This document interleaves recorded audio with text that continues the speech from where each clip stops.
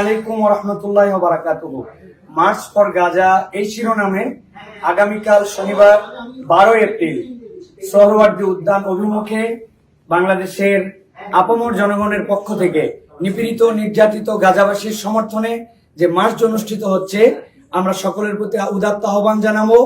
আসুন আগামীকাল দল মত নির্বিশেষে আমরা নিয়ম শৃঙ্খলার মাঝে থেকে আমরা আমাদের এই সুশৃঙ্খল সমাবেশকে সফল করে তুলি।